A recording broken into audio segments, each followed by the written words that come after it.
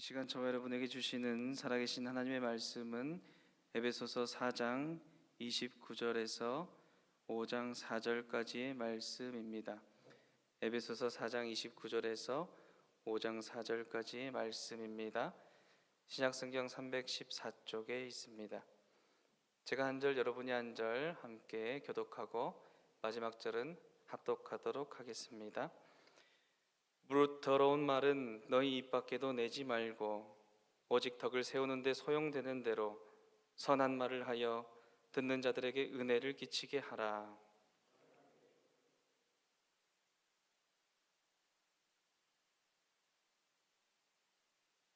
너희는 모든 악독과 노함과 분냄과 떠드는 것과 비방하는 것을 모든 악의와 함께 버리고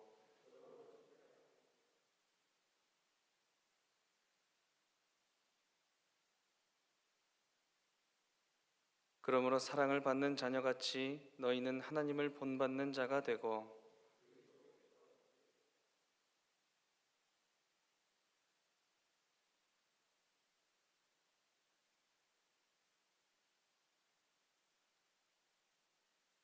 음행과 온갖 더러운 것과 탐욕은 너희 중에서 그 이름조차도 부르지 말라. 이는 성도에게 마땅한 바니라. 누추함과 어리석은 말이나 희롱의 말이 마땅치 아니하니 오히려 감사하는 말을 하라. 아멘. 함께 기도하겠습니다. 하나님 말씀하여 주시옵소서. 강단에서 선포되는 말씀을 통해 하나님의 능력이 나타나며 하나님의 기적이 나타나며 감사가 나타날 수 있도록 인도하여 주시옵소서. 모든 말씀 살아계신 예수님 이름으로 간절히 기도드립니다. 아멘. 사회심리학자 제임스 페니베이커는 단어의 사생활이라는 책에서 말에 대해서 다음과 같이 정리하고 있습니다. 우리는 모두 자신만의 스타일로 단어를 사용합니다. 자신만의 스타일로 거의 무의식적으로 사용하는 단어를 통해서 우리는 자신이 어떤 사람인지를 드러냅니다. 여러분은 어떤 스타일로 언어를 사용하시나요?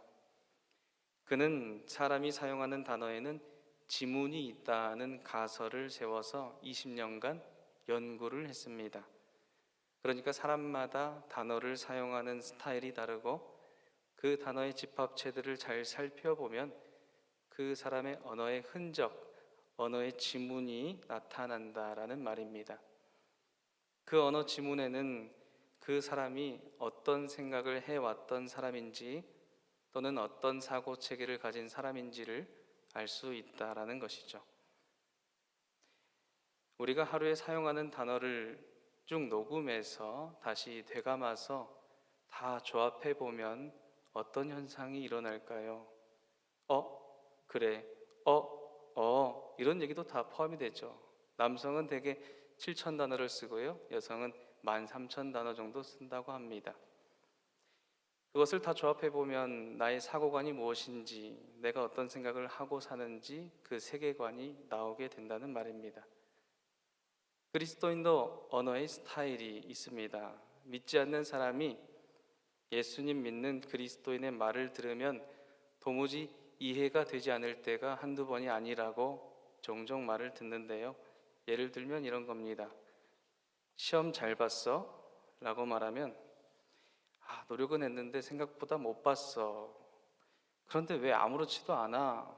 이렇게 말하면 하나님께서 다른 방법으로 계획하심이 있을 거야. 이렇게 말한다는 거예요. 그래서 이해가 안 된다는 겁니다. 건강이 좋지 않은 사람을 보면서 야, 너 건강 안 좋다면서 의사가 뭐래? 참 심각한 것 같던데 이렇게 물어보면요. 야, 참 나도 좀 안 좋은데 참 잘 모르겠는데 좀 상황이 나아지지 않을 것 같아서 좀 힘들 것 같아. 그런데 왜 얼굴이 그렇게 평안해? 라고 물어보면 하나님께서 건강하게 해주실 거야. 이렇게 말한다는 거예요. 참 이해가 되지 않는답니다. 요즘 사업 잘 돼? 아니, 잘 안 돼. 코로나도 그렇고 경기도 그렇고 참 힘들긴 하네. 그런데 왜 그렇게 너는 힘이 그렇게 넘쳐나냐? 이렇게 물어보면 오늘 예배 시간에 말씀을 들으니까 목사님께서 주님이 힘주시고 능력 주신다고 하셨어. 그래서 난 괜찮아. 이렇게 말한다고 합니다. 참 이해가 안 되죠. 이처럼 그리스도인은 세상 사람들과 다른 언어로 소통합니다. 바로 신앙의 언어입니다. 신앙의 언어는 계산하지 않는 언어입니다. 하나님께서 해결해 주실 것이라고 생각하고 믿고 담대하게 선포하는 언어이죠. 하나님께서 해결해 주실 것이라고 생각하고 선포하는 이 능력 있는 말이라는 말씀이죠. 그래서 우리가 사용하는 언어에는 권능이 나타나고요. 우리가 사용하는 언어에는 하나님의 기적이 나타나고 그 말에 치유가 나타나는 줄로 믿습니다. 그런 신비한 언어를 우리 그리스도인은 사용하고 있습니다. 오늘 하나님께서는 저와 여러분에게 그리스도인의 언어에 대해 말씀하시길 원하십니다. 우리에게 장착되어 있는 언어의 흔적, 언어의 DNA는 무엇일까요? 그리고 어떻게 우리가 그리스도의 언어를 잘 사용할 수 있을까요? 말씀을 통해 은혜 받도록 하겠습니다. 첫째로는 덕을 세우는 선한 말을 하라 말씀하십니다. 29절 말씀을 우리 함께 읽어보겠습니다. 무릇 더러운 말은 너희 입 밖에도 내지 말고 오직 덕을 세우는 데 소용되는 대로 선한 말을 하여 듣는 자들에게 은혜를 끼치게 하라. 아멘. 사람은 기분이 좋지 않을 때, 우울할 때, 외로울 때 대개는 부정적인 말을 많이 하죠. 그리스도인도 사람이기 때문에 나쁜 말들을 할 수가 있습니다. 물은 답을 알고 있다라는 책의 내용에 참 재밌는 실험이 소개가 됐습니다. 물을 앞에 놓고요, 물에다가 욕하고 나쁜 말을 계속합니다. 너는 왜 이렇게 못생겼냐? 너는 왜 이렇게 흐느적대냐? 너 때문에 되는 일이 하나도 없어 라고 말하고요, 물에 사진을 찍는 겁니다. 그랬더니 물의 결정 모양이 처참하게 부서져 있다는 거예요. 반대로 물을 앞에 놓고 참 칭찬, 멋진 말, 예쁜 말을 합니다. 내가 너 없으면 하루도 살 수가 없다. 너는 어떻게 이렇게 아름답니? 참 곡선이 아름답다. 이런 말들을 하고요, 물에 사진을 찍으면 그 물의 결정 모양이 참 아름답게 수놓아 있다라는 것이죠. 물도 느끼는 것처럼요, 사람이든 식물이든 동물이든 좋은 말은 누구나 즐겁게 되고 반대로 나쁜 말은 누구나 상처를 받는다는 말을 보여줍니다. 누구나 감정을 느끼고요, 그리고 그 감정은 언어로 표출되죠. 본문 말씀에서 바울 사도는 에베소 교인 성도들에게 강력하게 요청합니다. 무릇 더러운 말을 너희 입 밖에도 꺼내지 마라. 오히려 기회 있는 대로 덕을 세우는 말, 선한 말을 해서 듣는 사람들에게 은혜를 주고 기쁨이 넘치게 하라. 이렇게 말하고 있죠. 왜냐하면 그리스도인의 언어는 선한 말에서 시작되기 때문입니다. 4장 22절에서 24절 말씀에서 바울은 옛사람과 새 사람을 비교해서 말합니다. 너희는 유혹의 욕심을 따라 썩어져가는 구습을 따르는 옛사람을 벗어버리고 오직 너희의 심령이 새롭게 되어 하나님을 따라서 의와 진리의 거룩함으로 지으심 받은 새 사람을 입으라. 아멘. 예수님을 믿는 사람은 더 이상 자기 개인의 욕심을 따르는 사람이 아닙니다. 예수님을 믿는 사람은 고리타분하고 허무한 세상의 가치관을 따르는 사람도 아닙니다. 오히려 진리의 말, 거룩한 말, 선한 말을 사용하는 사람이 예수님을 믿는 그리스도인인 줄 믿습니다. 그리스도인의 언어에는 놀라운 축복, 놀라운 비밀이 숨겨져 있는데요, 바로 그 언어에 우리 하나님의 기적이 나타난다라는 것인데요, 주님의 치유하심이, 주님의 기적이 성경 곳곳에서 나타나는 것을 우리는 살펴볼 수가 있습니다.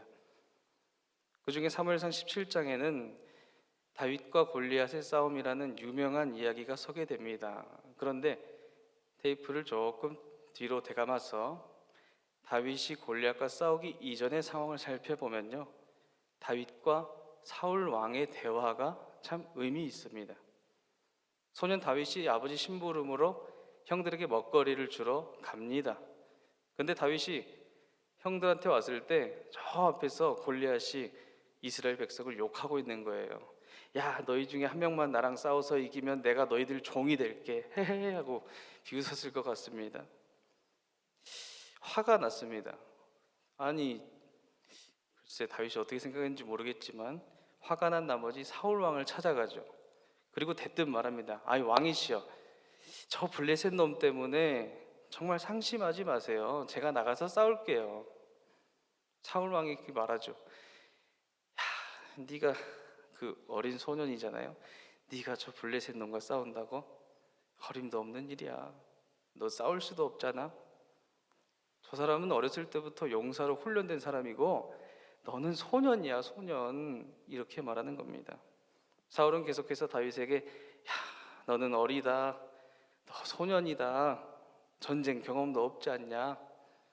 이렇게 하면서 안 돼, 안 돼. 안 된다. 이렇게 말하는 거죠. 그런데 다윗은 뭐라고 합니까? 아니요. 당당합니다. 제가 양을 칠 때 사자도 이겨봤고요. 곰도 이겨봤습니다. 그런데 하나님께서 사자와 곰에게서도 나를 건져내셨는데 하물며 하나님의 군대를 모욕하는 저놈한테서 내가 지겠습니까? 저놈도 내가 잡았던 그 짐승 중에 한 놈처럼 될 겁니다 라고 그렇게 다윗은 자신 있게 말을 하죠. 그래서 사울이 뭐라 하냐면 가라, 여호와께서 너와 함께 계시기를 원하노라 이렇게 말하면서 자기 군복을 다윗에게 입히고 노트구를 그의 머리에 씌우고 갑옷을 입힙니다. 그냥 스쳐 지나가면 사울 되게 착한 사람 같지 않습니까? 평안히 가라, 하나님께서 함께 하실 것이다 이렇게 말하니까. 그런데 자세히 살펴보면 이 대목에서 사울의 말에 진심이 하나도 안 느껴지는데요. 진짜로 사울이 하나님이 너와 함께 하실 것이다 라고 말했다면 자기가 입던 갑옷, 자기가 입던 투구, 군복을 입히지 않았겠죠. 사울은 마지못해서 그래, 하나님께서 너와 함께 하실 것이다, 가라 이렇게 말하는 겁니다. 그래서 다윗은 사울이 사용하는 그 군복과 투구와 갑옷을 딱 입어보고 칼을 차고는 몇 걸음 이렇게 걸어봤습니다. 그리고는 사울에게 말하죠. 왕이시여, 이런 것은 사실 저에게 익숙하지가 않거든요. 그리고는 자신이 사자와 곰과 싸웠을 때 사용했던 물매, 돌 5개, 막대기를 가지고 골리앗과 싸우러 전장으로 향합니다. 그리고 골리앗을 향해 이렇게 말하죠. 너는 칼과 창과 단창으로 내게 나아오거니와 나는 만군의 여호와의 이름 곧 내가 모욕하는 그 이스라엘 군대 하나님 이름으로 너에게 나아간다 라고 말하고 나아갑니다. 주목해 볼 것은 다윗의 말과 사울의 말입니다. 사울은 계속해서 안 된다, 넌 할 수 없다, 넌 어리다, 넌 소년이다, 전쟁 경험이 부족하다 이렇게 말하죠. 이 사울에게는 하나님의 능력이 나타나지가 않습니다. 입으로 하나님께서 함께 하시기를 바란다 라고 말하면서 자기 갑옷을 의지하고 자기 노트구를 의지하고 자기의 전쟁 경험을 의지하는 사울의 모습을 우리는 볼 수가 있습니다. 그런데 반대로 다윗은 아니요, 할 수 있습니다. 하나님께서 구원해 주실 겁니다. 하나님의 이름으로 나아갑니다 라고 말합니다. 결과는 대승리였죠. 소년 다윗이 거인 골리앗을 쳐서 무찌르게 된다라고 성경은 말씀하고 있습니다. 여기서 중요한 사실은 그들이 사용한 언어에서 있습니다. 사울이 사용한 더러운 말에는 하나님이 편을 들어주시지 않습니다. 하나님의 이름을 사용하며 비꼬는 말까지도 그 말이 설령 좋은 말이었을지라도 아무런 기적이 일어나지가 않죠. 그런데 다윗이 사용한 선한 말에는 하나님의 기적이 나타납니다. 나는 만군의 여호와의 이름, 내가 모욕하는 이스라엘 군대 하나님의 이름으로 내게 나아가노라. 놀라운 역사가 일어났습니다. 소년이 3m에 육박하는 거대한 장정을 한 번에 쓰러뜨리게 된 것이죠. 이처럼 하나님께서 함께 하시는 삶에는 불가능이 없습니다. 왜냐하면 하나님께서 그리스도인의 언어에 개입하시기 때문인데요. 우리가 선한 말을 선포하면 선포할수록 그 불가능이 가능이 됩니다. 하나님의 일하심이 우리의 말의 선포를 통해서 일어납니다. 그래서 다윗이 선한 말이 이 한마디가 나는 만군의 여호와의 하나님 네가 모욕하는 이스라엘 군대 하나님 이름으로 내게 나아간다 라고 말했던 그 선한 말 한마디가요, 이스라엘 모든 전체의 백성에 은혜를 끼치게 된다라는 사실이죠. 나는 할 수 없어. 나는 아직도 부족해. 나는 참 무능력해. 이와 같은 말은 입으로 하지 않기를 소망합니다. 대신 나는 할 수 있어. 함께 해볼까요? 나는 할 수 있어. I can do it. 하나님께서 도와주실 거야. 이와 같이 오직 선한 말을 하면서 은혜를 끼치는 저와 여러분이 되기를 주님의 이름으로 소망합니다. 그래서 하나님의 기적이 저와 여러분의 삶에 경험된 것을 놀라운 축복을 받는 우리 광주 성안교회 되기를 소망합니다. 둘째로는 감사의 말을 하라 하십니다. 5장 4절 말씀을 우리 함께 읽어보겠습니다. 누추함과 어리석은 말이나 희롱의 말이 마땅치 아니하니 오히려 감사하는 말을 하라. 아멘. 그리스도인의 언어에는 상대를 조롱하는 말, 깎아내리는 말이 없습니다. 오히려 그리스도인의 언어에는 감사의 말이 많이 수록되어 있죠.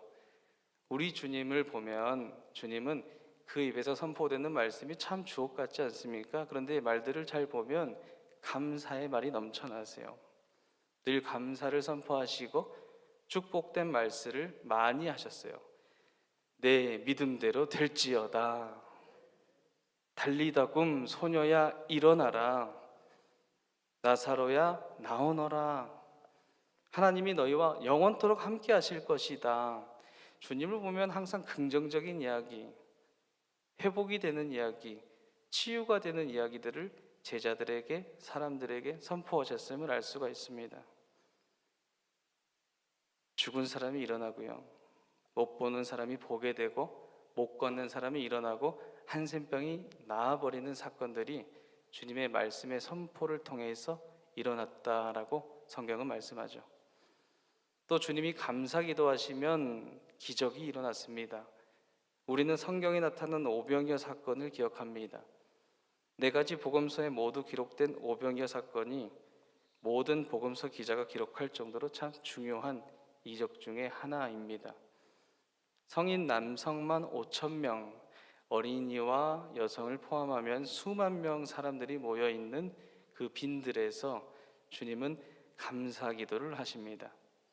축사하시다라고 쓰인 이 율로게오라는 헬라어는 하나님께 감사기도 드렸다라는 말씀인데요, 주님의 손을 보면 보리떡 5개, 물고기 2마리, 달랑 그것 있습니다. 그런데 주님이 뭐라 하세요? 하나님 감사합니다.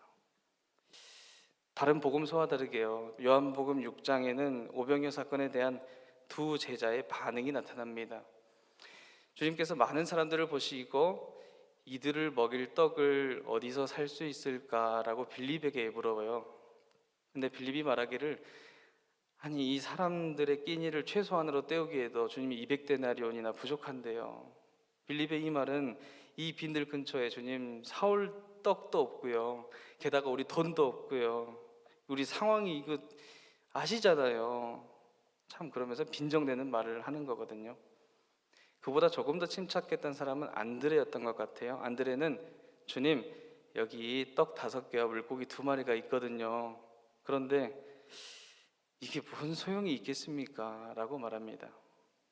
저 보세요, 먹을 입은 수만 개나 있는데 떡 5개랑 물고기 2마리 가지고 어떻게 먹입니까? 부정적으로 말하죠. 이때 우리 주님은 떡 5개, 물고기 2마리를 드시고 뭐라고 하신다고요? 감사합니다. 이렇게 말씀하십니다. 그리고 나눠주시죠. 성경은 이 사실을 이렇게 기록합니다. 요한복음 6장 12절에서 13절 말씀입니다. 그들이 배부른 후에 예수께서 제자들에게 이르시되 남은 조각을 거두고 버리는 것이 없게 하라 하심으로 이에 거두니 보리떡 5개로 먹고 남은 조각이 12바구니에 찼더라. 아멘. 주님이 제자들에게 어디에서 이 떡을 사서 그들을 먹이겠느냐 물을 때 제자들의 생각에는 아이, 도저히 안 됩니다. 돈도 없고요, 부족하고요, 살 데도 없고요, 우리가 할 수 있는 게 아무것도 없습니다. 떡 5개, 물고기 2마리 가지고 아이고 이거 뭐 누구에게 먹이겠습니까? 라는 어리석은 말을 하죠. 그런데 우리 주님은 오히려 감사의 말씀하셨다는 겁니다. 하나님 감사합니다. 다른 제자들은 물론이고요, 빌립과 안드레는 그 예수님의 손에서 계속 나오는 떡이랑 물고기를 보면서 자기 입을 막 쳤을 것 같지 않습니까? 내가 주님께 말할 걸, 그럼 다 되는 것을 하면서 입을 막 쳤을 것 같아요. 이 사건을 읽는 모든 성도들은 무릎을 탁 치면서 하면서 빌립과 안드레처럼 깨닫게 되죠. 없다고, 안 된다고 어리석은 말을 하는 것이 아니구나. 주님께 말하면 해결되는 것이구나. 주님처럼 모든 것을 하나님께 맡기고 감사하면 되는 것이구나. 그럴 때 기적이 나타나구나. 그것을 우리가 느끼게 되는 겁니다. 그리스도인의 언어에는 예수님의 DNA가 있습니다. 바로 감사의 말인데요, 이 감사에도 단계가 있습니다. 보통의 감사는 세상 사람들 누구나 할 수 있어요. 등가교화처럼 하나 주고 하나 받는 이 세상의 이치에서 누구나 감사할 수 있다는 것이죠. 그런데 이 그리스도인의 언어에 있는 이 감사는 보통의 감사가 아닙니다. 참 수준이 높은 감사인데요, 바로 무조건 감사입니다. 무조건 감사. 이 조건이 없는 감사는 맹목적인 감사입니다. 바로 주님이 하신 것처럼 말이죠. 제자들은 손에 가진 것이 없을 때 감사하지 못했습니다. 조건이 있어야만 감사했던 것이죠. 보통의 사람들과처럼 충만해야 하는데 이렇게 없을 때, 부족할 때 어떻게 감사를 할 수 있겠냐는 것입니다. 본문에서 말씀하는 누추함과 어리석은 말이나 희롱의 말은 더러운 말, 무의미한 말, 상스러운 농담과 같은 부정적인 말입니다. 대체로 이런 말들을 하게 되는 때가 언제냐면 대부분 말을 급하게 하거나 기질대로 할 때인데요, 잠언 29장 20절은 말씀합니다. 내가 말이 조급한 사람을 보느냐, 그보다 미련한 자에게 오히려 희망이 있느니라. 아멘. 말이 조급한 사람보다 말이 조급하지 않는 사람에게 희망이 있다는 말인데요, 말을 서두르는 사람은 신중하게 생각하지 않고 자기 생각대로 조급하게 갑자기 막 말을 많이 하게 됩니다. 이것은 어떻고 저것은 어떻고, 무엇이 부족하고 무엇이 못났다, 식당에 가면 어떻습니까? 반찬이 3개 나왔다, 밥이 왜 이렇게 맛이 없냐, 여러 가지 불평들을 좀 쏟아놓게 됩니다. 그러면 그분의 식사는 항상 맛이 없어요. 반찬이 하나 있어도 반찬이 맛있다, 물만 주셔도 감사합니다, 이렇게 하면 그분의 식탁은 항상 풍성합니다. 오히려 감사의 말, 그런 불평의 말이 나오기 전에 잠시 멈추고 오히려 주님이 하셨던 것처럼 무조건 감사를 선포하시기를 소망합니다. 그래서 하나님이 주시고자 하시는 그 감사의 축복을 받는 저와 여러분 되기를 주님 여러분 간절히 바랍니다. 우리가 감사를 선포할 때 하나님의 능력이 나타나고요, 우리가 감사를 선포할 때 부족함이 해결될 줄로 믿습니다. 주신 말씀을 정리합니다. 사람은 저마다 말하는 스타일이 있다고 말씀드렸죠. 말의 흔적은 언어의 지문으로 나타납니다. 내가 사용하는 언어에는 나의 생각들이 모여 있어서 그 말을 다 조합해 보면 그 말은 곧 나 자신이 됩니다. 그리스도인의 언어에는 그런데 예수님의 DNA가 있어서 우리가 더러운 말을 입 밖으로 하지 않고 오히려 선한 말을 하고 감사의 말을 할 때 하나님께서 부어주시고자 하는 능력이 선포되는 것이고요, 하나님께서 부어주시고자 하는 그 기적이 우리 삶에서 체험되는 것입니다. 우리가 조급하게 말을 할 때 잠시 멈추고 오히려 감사의 말을 하는 것입니다. 동기 목사들과 함께 이야기를 했을 때 그런 이야기를 많이 묻습니다. 그 친구들 항상 궁금한 게 그래요. 세상 사람들도 어디 회사에 가면 그 회사 어때? 라고 물어보죠. 교회를 이렇게 옮기면 그 교회 어때? 이렇게 물어봅니다. 뭐라고 말을 해야 될까요? 뭐라고 말을 했을까요? 이렇게 말했어요. 우리 교회가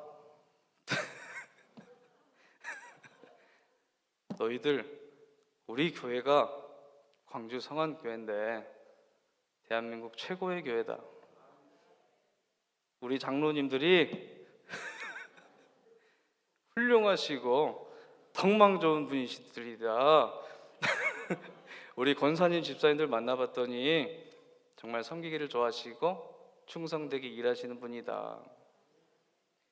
담임 목사님이 찬양을 정말 잘하시고 옆에서 가장 배울 점이 많으신 분이다. 우리 광주 성안교회 영적인 아버지 되신다. 이런 말을 해요. 이런 말 합니다. 그럼 친구들이 뭐라고 합니까? 야, 그 교회 참 좋은 교회다. 할렐루야. 옆에 계신 분 한번 바라보십시오. 옆에 계신 분들은 하나님께서 보내주신 감사의 조건들입니다. 감사의 사람들이에요. 우리 항상 당연하다 생각합니다. 내 옆에 계신 분이 참 당연하고 내가 만나신 분이 참 당연하고 그냥 당연해서 앉아있다고 생각하는데요, 그게 아니거든요. 하나님께서 만나게 해주시고 하나님께서 도와주시고 그곳에 함께 동역하라고 붙여주신 감사의 열매들인 줄로 믿습니다. 사랑하는 성도 여러분, 사랑합니다. 우리 모두 사람을 세워주고 살려주는 그리스도인의 언어를 사용하면서 모두에게 은혜를 끼치는 사람이 되기를 주님 이름으로 간절히 바랍니다. 그래서 하나님의 기적이 체험되고 감사의 삶이 넘쳐나는 우리 광주 성안교회 되기를 주님 이름으로 간절히 축원합니다.